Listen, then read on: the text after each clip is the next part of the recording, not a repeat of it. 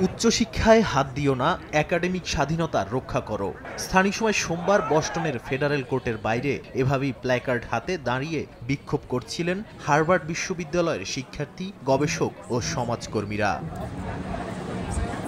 এ সময় আদালতের ভেতরে চলছিল হার্ভার্ড বিশ্ববিদ্যালয়ের $2.5 বিলিয়ন অনুদান বাতিলের মামলা। সরকারের যুক্তি, হার্ভার্ড ইহুদি বিদ্বেষীদের বিরুদ্ধে যথাযথ ব্যবস্থা নেয়নি। বিচারক বলেন, শুধুই নীতিভিত্তিক কারণে অনুদান কাটা সংবিধানগতভাবে গুরুতর ইস্যু। কারণ গবেষণা থেমে গেলে ক্ষতিগ্রস্ত হবেন সাধারণ রোগী, বিশেষ করে ক্যান্সার, পার্কিনসন্স এবং সংক্রামক রোগ নিয়ে কাজ করা মানুষ।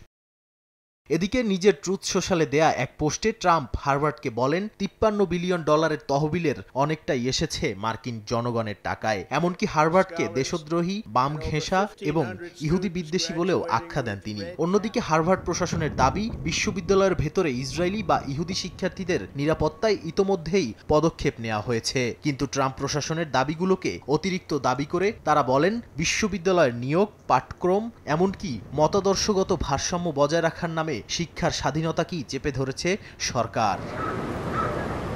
এখন আদালতের রায় নির্ভর করছে যুক্তরাষ্ট্রের সবচেয়ে পুরনো ও ধনী বিশ্ববিদ্যালয়ের ভবিষ্যৎ। এর মধ্য দিয়ে যুক্তরাষ্ট্রের শিক্ষাঙ্গনে স্বাধীনতা আর রাজনীতির দ্বন্দ্ব আরও জটিল হয়ে উঠছে বলে মনে করছেন বিশ্লেষকরা।